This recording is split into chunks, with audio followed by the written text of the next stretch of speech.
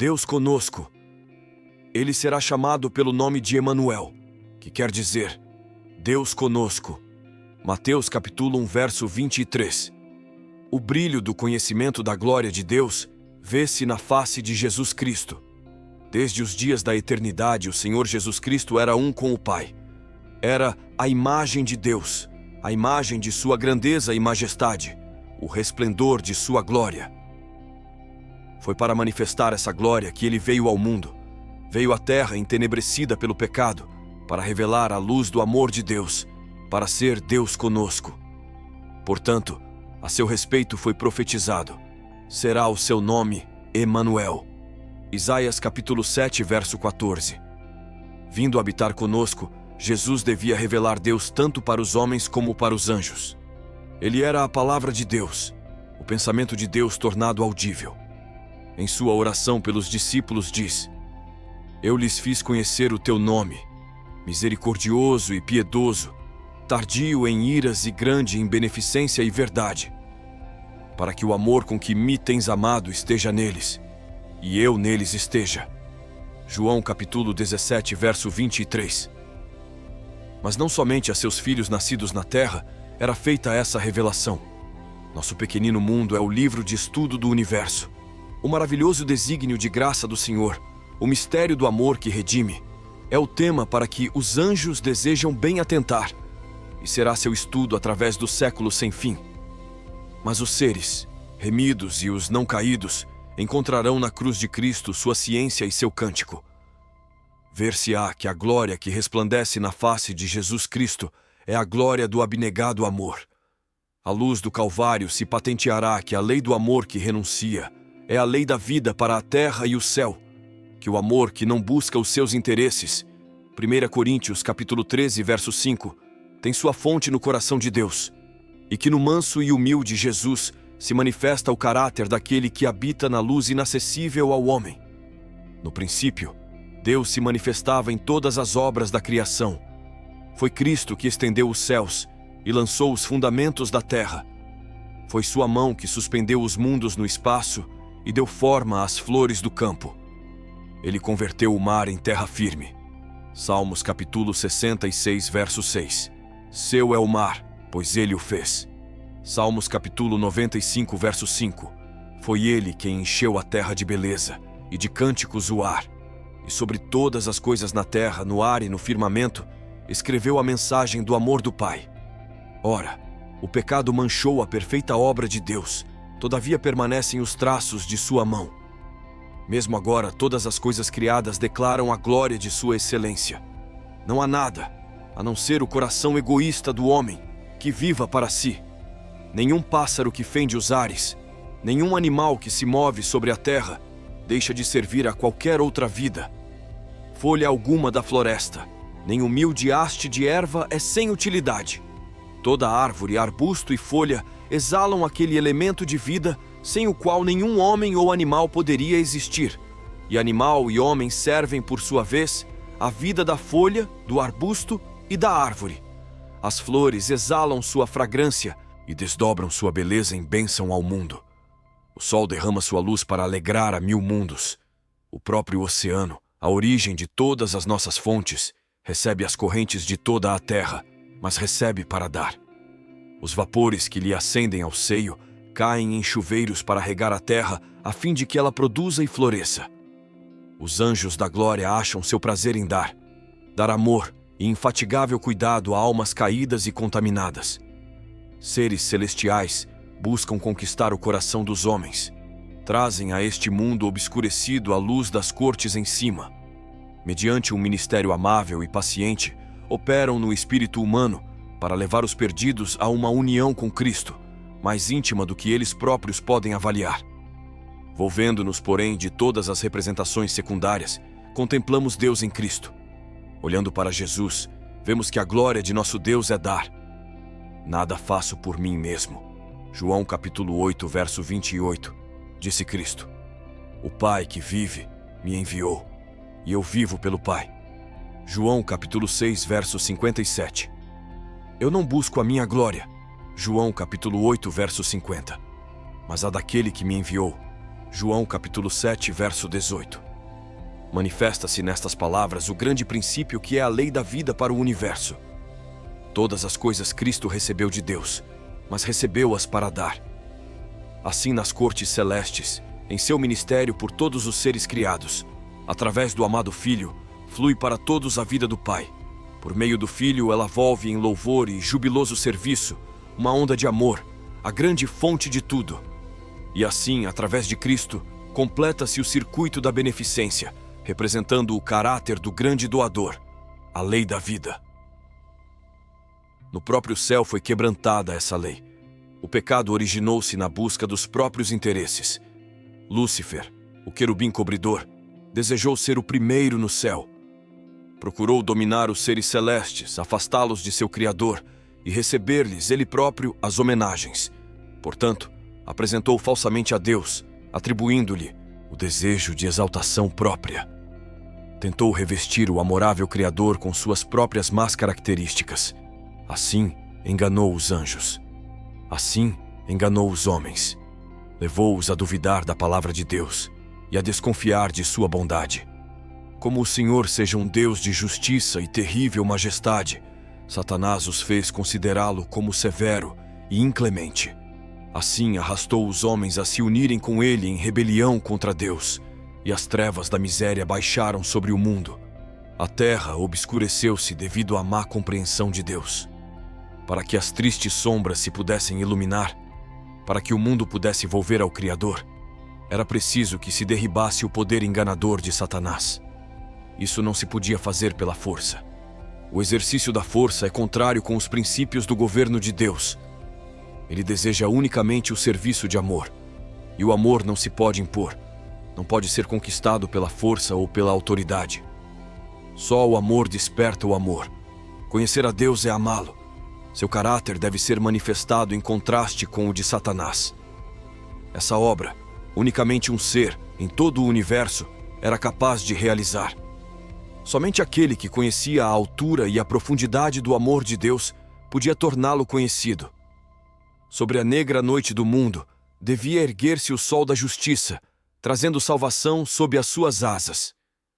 O plano de nossa redenção não foi um pensamento posterior, formulado depois da queda de Adão. Foi a revelação do mistério que desde tempos eternos esteve oculto. Foi um desdobramento dos princípios que tem sido, desde os séculos da eternidade, o fundamento do trono de Deus. Desde o princípio, Deus e Cristo sabiam da apostasia de Satanás e da queda do homem mediante o poder enganador do apóstata. Deus não ordenou a existência do pecado, previu-a, porém, e tomou providências para enfrentar a terrível emergência.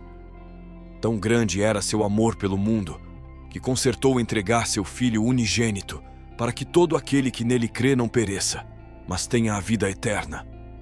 Lúcifer dissera: subirei ao céu, acima das estrelas de Deus exaltarei o meu trono, serei semelhante ao Altíssimo.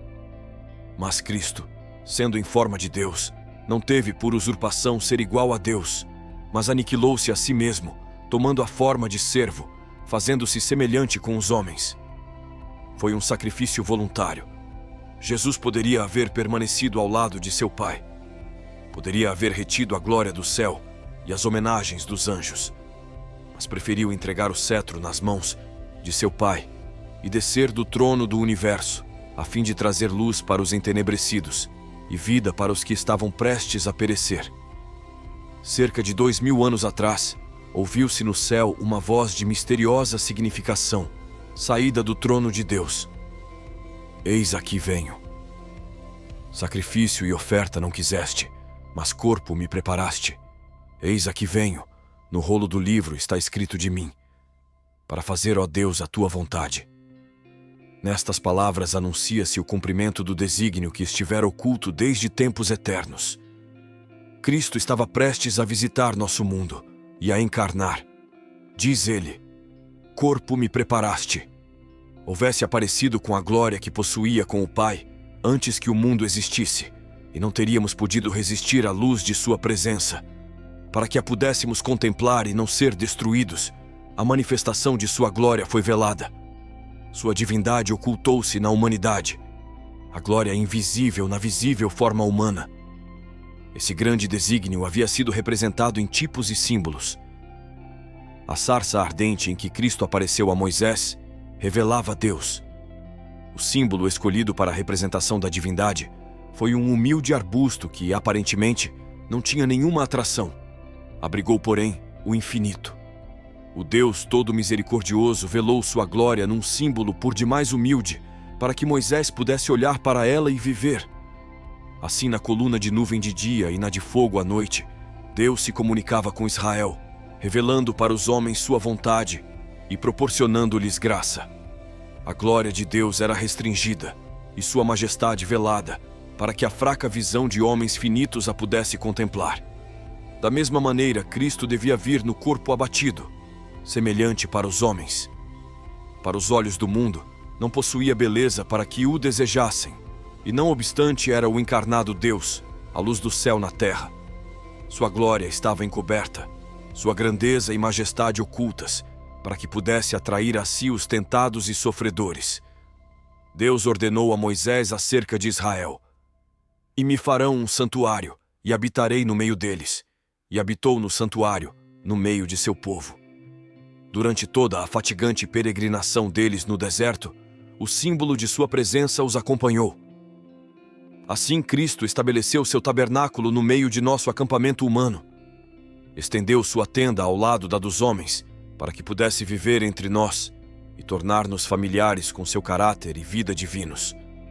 O Verbo se fez carne e habitou entre nós, e vimos a sua glória, como a glória do unigênito do Pai, cheio de graça e de verdade.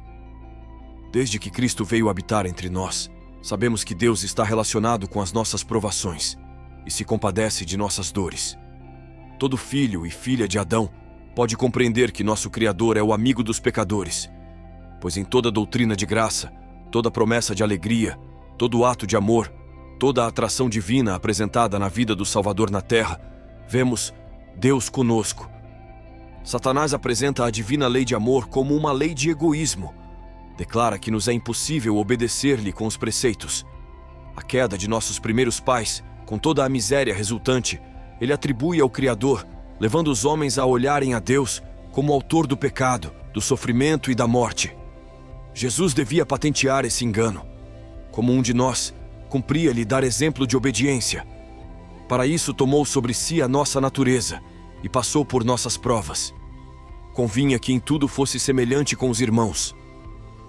Se tivéssemos de sofrer qualquer coisa que Cristo não houvesse suportado, Satanás havia de apresentar o poder de Deus como nos sendo insuficiente.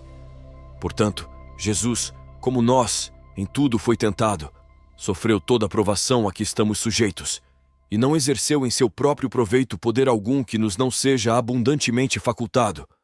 Como homem, enfrentou a tentação e venceu-a no poder que lhe foi dado por Deus. Diz ele: "Deleito-me em fazer a tua vontade, ó Deus meu. Sim, a tua lei está dentro do meu coração."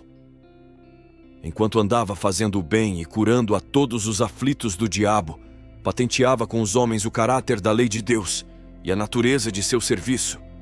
Sua vida testifica ser possível obedecermos também à lei de Deus. Por sua humanidade, Cristo estava em contato com a humanidade. Por sua divindade, firma-se no trono de Deus. Como Filho do Homem, deu-nos um exemplo de obediência. Como Filho de Deus, dá-nos poder para obedecer. Foi Cristo que do Monte Horebe falou a Moisés dizendo: "Eu sou o que sou. Assim dirás para os filhos de Israel: Eu sou me enviou a vós." Foi esse o penhor da libertação de Israel. Assim, quando ele veio semelhante com os homens, declarou ser o Eu sou. O infante de Belém, o manso e humilde Salvador, é Deus manifestado em carne. A nós nos diz: "Eu sou o bom pastor. Eu sou o pão vivo. Eu sou o caminho, a verdade e a vida. É-me dado todo o poder no céu e na terra. Eu sou a certeza da promessa. Sou eu, não temais." Deus conosco é a certeza de nossa libertação do pecado, a segurança de nosso poder para obedecer à lei do céu. Baixando a tomar sobre si a humanidade, Cristo revelou um caráter exatamente oposto ao de Satanás. Desceu, porém, ainda mais baixo na escala da humilhação. Achado na forma de homem, humilhou-se a si mesmo, sendo obediente até a morte e morte de cruz. Como o sumo sacerdote punha de parte suas suntuosas vestes pontificais e oficiava no vestuário de linho branco do sacerdote comum, assim Cristo tomou a forma de servo e ofereceu sacrifício, sendo ele mesmo o sacerdote e a vítima. Ele foi ferido pelas nossas transgressões e moído pelas nossas iniquidades. O castigo que nos traz a paz estava sobre ele. Cristo foi tratado como nós merecíamos, para que pudéssemos receber o tratamento a que ele tinha direito. Foi condenado pelos nossos pecados, nos quais não tinha participação, para que fôssemos justificados por sua justiça, na qual não tínhamos parte. Sofreu a morte que nos cabia, para que recebêssemos a vida que a ele pertencia. Pelas suas pisaduras fomos sarados. Pela sua vida e morte, Cristo operou ainda mais do que a restauração da ruína produzida pelo pecado.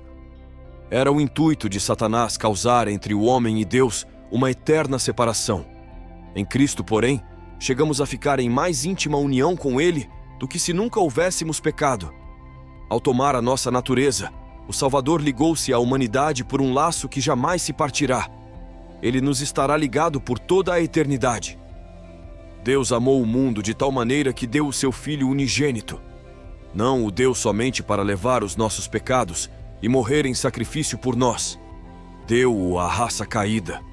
Para nos assegurar seu imutável conselho de paz, Deus deu seu Filho unigênito a fim de que se tornasse membro da família humana, retendo para sempre sua natureza humana. Esse é o penhor de que Deus cumprirá sua palavra. Um menino nos nasceu, um filho se nos deu, e o principado está sobre os seus ombros. Deus adotou a natureza humana na pessoa de seu Filho, levando a mesma ao mais alto céu. É o Filho do homem, que partilha do trono do universo.